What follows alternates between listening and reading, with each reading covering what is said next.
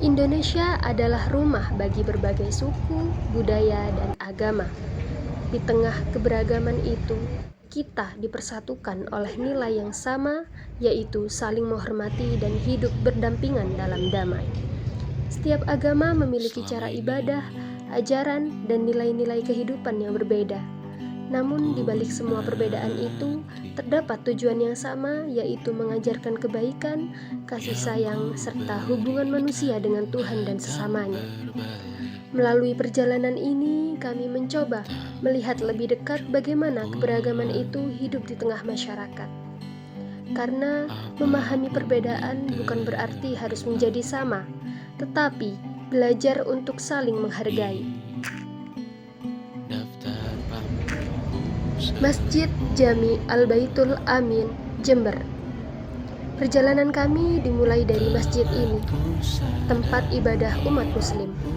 Bagi umat muslim, masjid bukan hanya menjadi tempat untuk melaksanakan sholat, tetapi juga menjadi ruang untuk mempererat kebersamaan dan memperdalam nilai-nilai keagamaan dalam kehidupan sehari-hari. Jadi menurut Bapak, apa makna agama ini bagi kehidupan Bapak, dan juga bagaimana Bapak memahami nilai-nilai filosofis agama Islam ini yang terkandung di dalamnya? Agama Islam bagi Bapak way of life, tempat hidup. Apalagi Nilai-nilai apa yang paling Bapak pegang di dalam kehidupan sehari-hari berdasarkan dari ajaran agama Islam? ya, nilai Bapak dalam hidup ini mengikuti syariat. Ya, nilai-nilai syariat itu yang Bapak buat pedoman untuk syariat. Jadi berbuat baik pada orang. Semua pokoknya syariat yang berdasarkan tuntunan dari Rasulullah. Ya.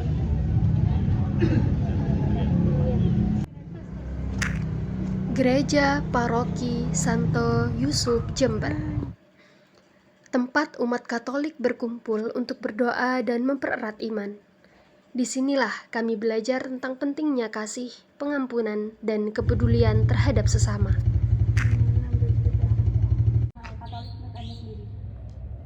Katolik itu merupakan agama tua, ya, agama tua. Di situ adalah agama yang benar-benar mengikuti perintah-perintah dari Yesus Kristus sendiri. Jadi di situ tidak hanya mengikuti kitab suci, tetapi mengikuti tradisi suci. Jadi sebelum kitab suci ditemukan dan dibukukan, ada tradisi-tradisi suci dari para rasul, dan juga nanti setelah kitab suci itu ditemukan akan dirangkum dan dipelajari khusus oleh yang namanya magisterium gereja. Jadi ada 3 macam, ada tradisi suci, ada kitab suci, dan ada magisterium gereja.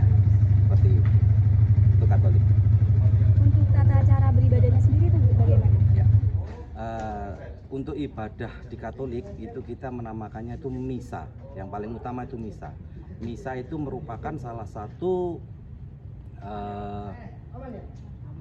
peninggalan dari Yesus itu sendiri, yakni perjamuan terakhir.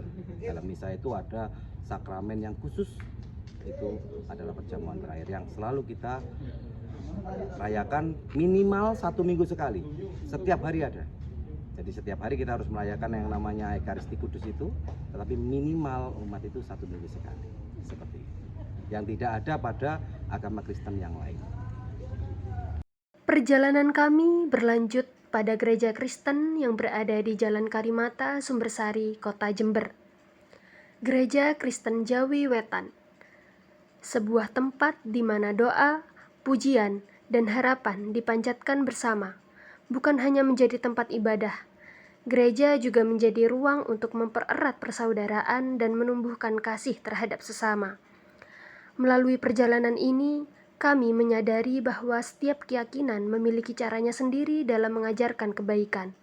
Dan di balik segala perbedaan itu, selalu ada nilai yang sama, yaitu mengasihi, menghargai, dan hidup dalam damai.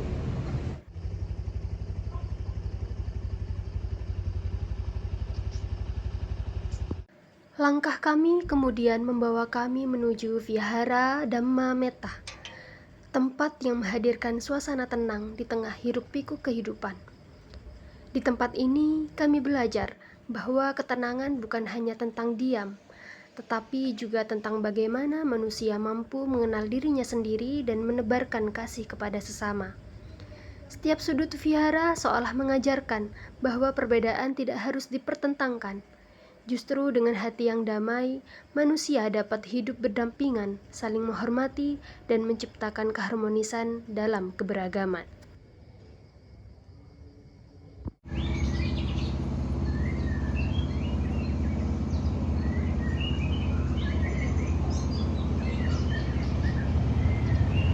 Di antara keberagaman tempat ibadah yang kami kunjungi, kelenteng menjadi salah satu ruang yang memperlihatkan kuatnya nilai tradisi dan kebijaksanaan yang diwariskan dari generasi ke generasi.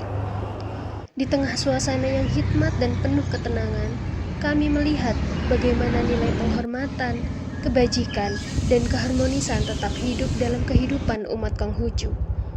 Lebih dari sekedar tempat beribadah, kelenteng menjadi pengingat bahwa keberagaman telah lama tumbuh dan hidup berdampingan di Indonesia.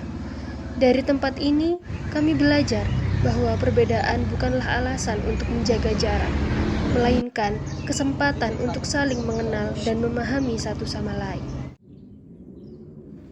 Destinasi terakhir yang sekaligus menutup perjalanan kami adalah Pura Agung Amerta Asri, Jember.